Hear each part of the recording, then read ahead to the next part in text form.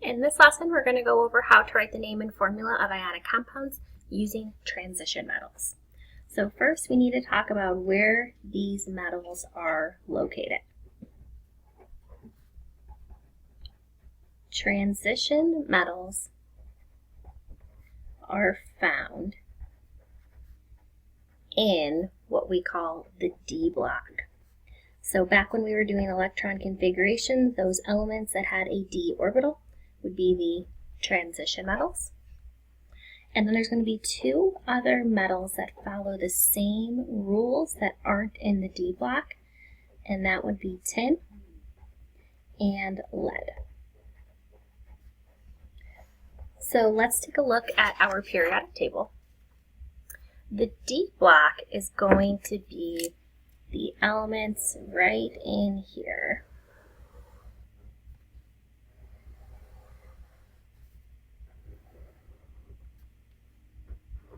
So that block that I highlighted in purple is going to be the D block, and then there are two other elements that are going to follow the same rules that aren't in that block, and that's going to be tin and lead. Well, why do we have different naming rules for these elements? Because they can have multiple charges. So far, everything you looked at always had the same charge. Sodium always has a charge of +1. Calcium always has a charge of +2. Well, iron can either be +2 or +3. Something like tin could be +2 or +4. So we need a way to indicate what the charge of the metal is. So the charge of the cation, my positive ion, is represented with a Roman numeral.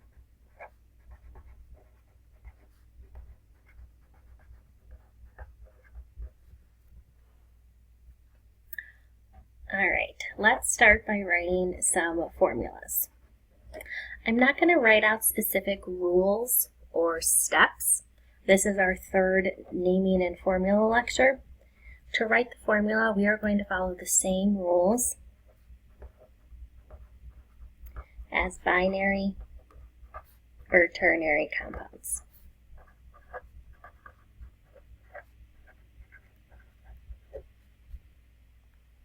We're just going to go right to the examples. First one. The way we would read this is copper 2 chloride. You just read the number of the Roman numeral. If you do not know your Roman numerals, there is a page that looks like this in your resource packet. And it is a summary of cations with variable oxidation numbers. This is just some of the more common ones. This list is not exhaustive. So if I am looking at copper, I could find copper. Copper is usually +1 or +2. If it was +1, we would write it as copper 1. If it was copper 2+, we would write it as copper 2. So this is in your chemistry resource packet. Use those resources to your benefit. We said the charge of the cation is represented with a Roman numeral. I have a Roman numeral 2. So that means copper has a charge of 2+. Chloride is just chlorine. I could find chlorine on the periodic table. It has a charge of -1. When we write our ionic compound, the cation comes first, the anion comes second. We need to think about the ratio of ions needed to make a neutral compound. Copper is +2, chloride is only -1. So how many chlorides would I need to cancel out that +2 charge? Well, I would need 2 of them. Next one. Let's do lead 2 oxide.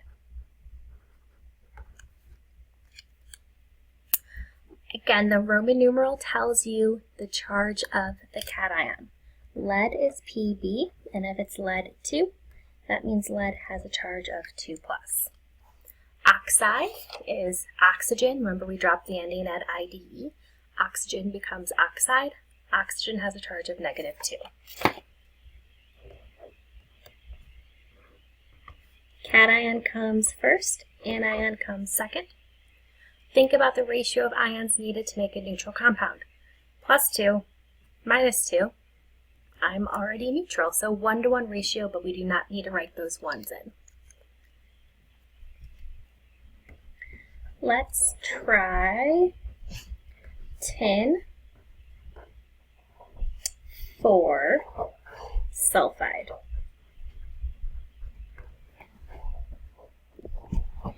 And again, if you are not familiar with your Roman numerals, all you have to do is look up tin. IV is tin 4+. So tin has a charge of 4+. Sulfide is sulfur. Sulfur has a charge of 2-.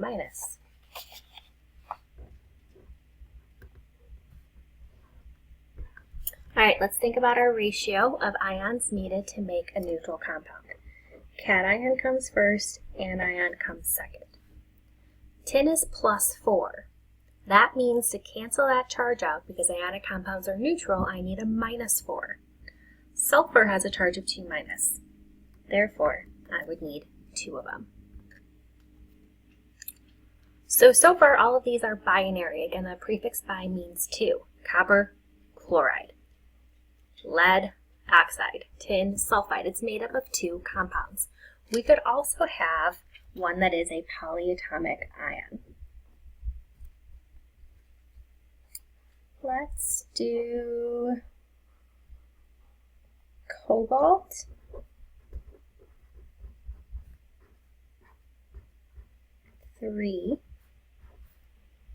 nitrate. Cobalt 3 nitrate. Again, the Roman numeral tells you the charge of the cation. Since it's cobalt 3, it has a charge of 3+. We can look up nitrate on our polyatomic ion reference sheet. Nitrate is NO3 -1.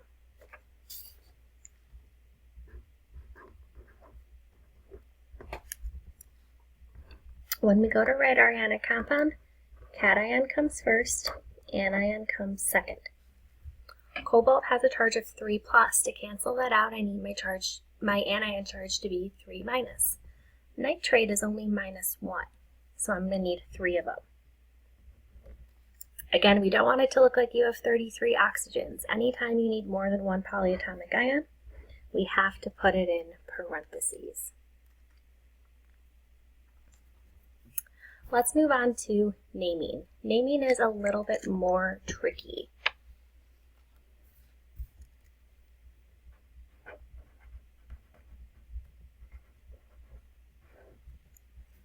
The first thing that we have to do when we are naming is figure out the charge of the cation. We are going to use the formula and the charge of the anion to determine the charge of the cation. We're going to have to work backwards.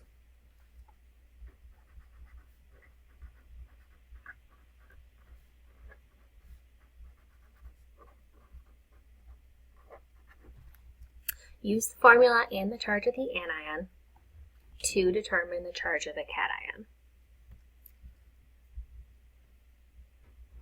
We are going to put the charge of the cation in parentheses as a Roman numeral.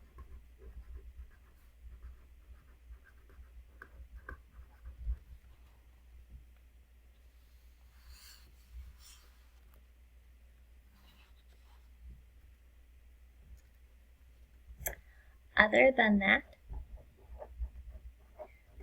we are going to follow all other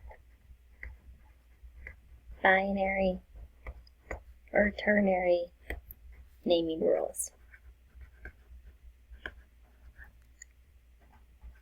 Again, this is our third naming lesson. You should be familiar with those. Cation comes first, anion comes second. If it's binary, we drop the ending and add IDE. Never change the name of a polyatomic ion. First one.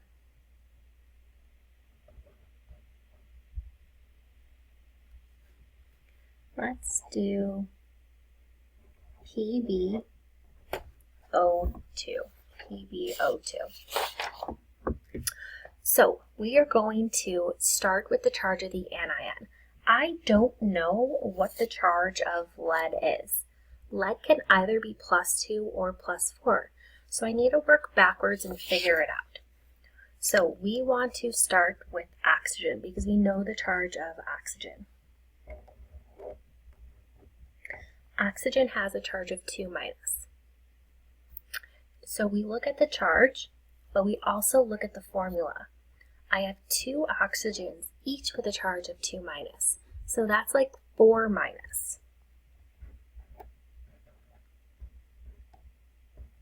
Therefore, lead has to be 4+. 2 oxygens. -2 and -2 equals -4. Ionic compounds are neutral. That means lead has to have a charge of +4. When we go to write the name of the cation never changes. Pb is lead. The charge of the cation goes in parentheses as a Roman numeral. Follow all binary or ternary naming rules. Oxygen. Drop the ending and add IDE. Oxygen becomes oxide.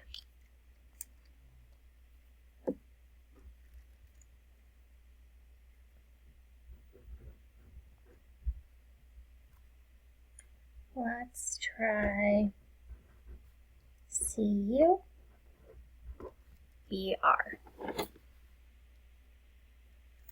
We don't know the charge of the cation, so let's start with the anion. Bromine has a charge of -1, and I only have 1 bromine. So what charge do I need to cancel out a -1? Copper would have to be +1. Cation comes first. Never change the name of the cation. So Cu is copper, we just write copper. We are going to put the charge of the cation in parentheses as a Roman numeral. So I'm going to put a Roman numeral 1 to indicate that this is copper 1. Bromine, drop the ending, add IDE, becomes bromide. This would be copper 1 bromide.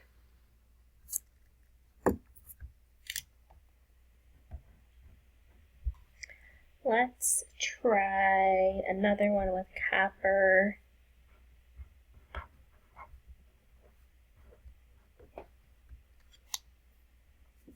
All right, again, if you don't know the charge of the cation, we want to start with the anion. Nitrate is polyatomic. I can look up NO3 on my reference sheet. Nitrate has a charge of -1. Remember, this subscript tells me the number of nitrates that I have. I have 2 nitrates. So if I have 2 nitrates and they both have a charge of -1, that gives me a net charge of -2. Ionic compounds have to be neutral. Therefore, copper is going to have a charge of +2. We write the name of the cation first. We write the charge of the cation in parentheses as a Roman numeral. And then remember our rules for polyatomic ions. You never change the name of a polyatomic ion. So I'm just going to write nitrate exactly as I see it on my reference sheet. So again, the reason that we need this Roman numeral, if we didn't have that, if I just wrote copper bromide or copper nitrate, I would not know if the charge of copper was +1 or +2. The Roman numeral indicates the charge of the cation. Let's do one more. Fe2, SO4, 3. Again, if we don't know the charge of the cation, start with the anion. Sulfate is also polyatomic. We could look it up on our reference sheet. It has a charge of 2-. I have 3 of them. If it helps you, draw out your ions and add up your charges. -2, -4, -6. That means that iron has to be +6. One mistake that I see is students would write iron 6 sulfate. But look at our formula. I have 2 irons.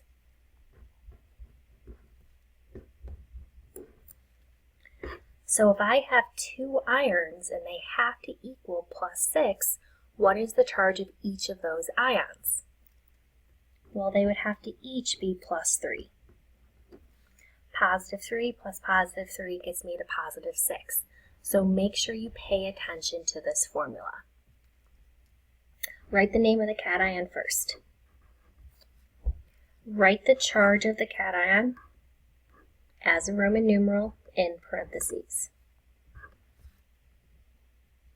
Polyatomic ions. Never change the name of your polyatomic ion. I can look up SO4 on my polyatomic ion reference sheet, and it is sulfate. So this would be iron 3 sulfate.